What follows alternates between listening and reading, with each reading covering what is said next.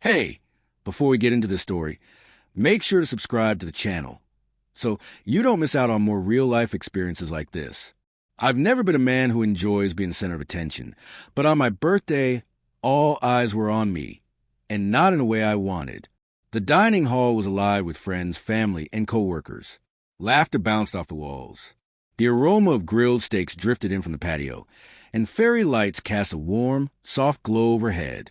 Emily stood up with a glass of wine, tapped her fork against it, and announced loud enough for everyone to hear.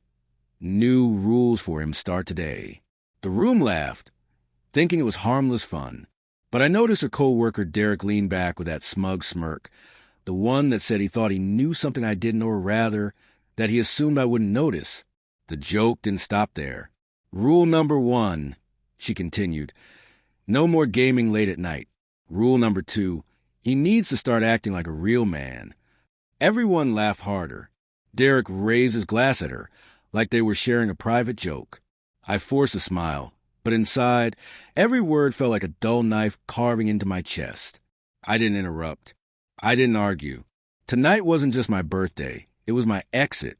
For weeks, I had known about her late-night messages to Derek, the office meetings that always ran past midnight, the way she started hiding her phone. It all pointed to the same truth. I had screenshots. I knew everything. And tonight, I would end it. The cake was brought out. People sang, "Happy birthday." Emily stood behind me, hands on my shoulders, smiling like the perfect wife. But her touch was cold.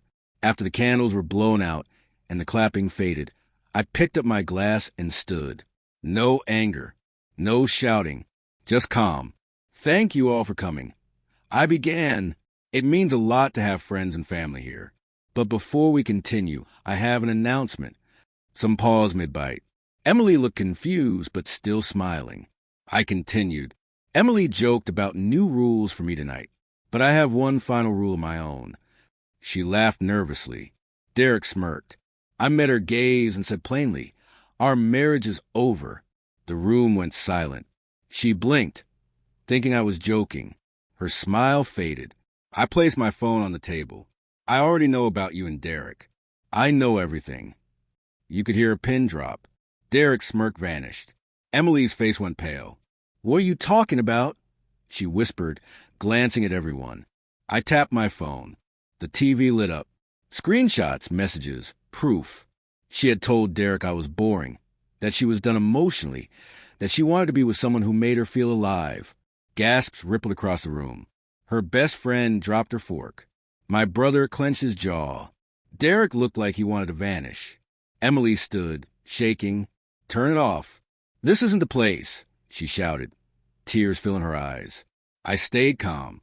"You made a joke at my expense in front of everyone," I said softly.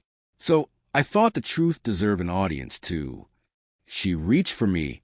I stepped back. "You don't have to do this," she pleaded. "We can talk privately." I shook my head.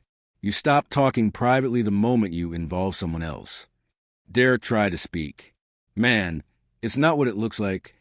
I smiled, cutting him off. "Actually, it's exactly what it looks like. And HR will receive these messages in the morning. You're her superior, so it's workplace misconduct." Instantly, his embarrassment flipped to fear. He sank into his chair. No smirk, no confidence, just panic. Emily started crying. Loud, messy, real. "Please, we can fix this." "Don't do this here," she sobbed, reaching for my hand. I stepped away. "You told me I needed to be a real man, right? Real men don't tolerate disrespect in their own home." I took off my wedding ring, placed it on the table next to the half-melted cake, and said, "Happy birthday" to me. Everyone watched, stunned. Her mother covered her mouth. "Oh my God." Some guests looked at Emily with pity, others with disgust, but no one spoke. She stood there trembling, mascara running down her cheeks, completely exposed. The confident woman who had joked about new rules had nothing to say. No control, no script, only the consequences of her choices. I walked toward the door. Emily staggered after me, grabbing my arm. "Please, we can go to therapy." "I'll fix it. I'll do anything," she cried. I looked at her once and said, You told me you don't owe me satisfaction. Now I don't owe you commitment. I walked out, no hesitation, no looking back. Got in my car, closed the door, and for the first time in months, maybe years, I felt peace. Inside, people were frozen. The music had stopped. The lights still glowed, but the birthday celebration was over.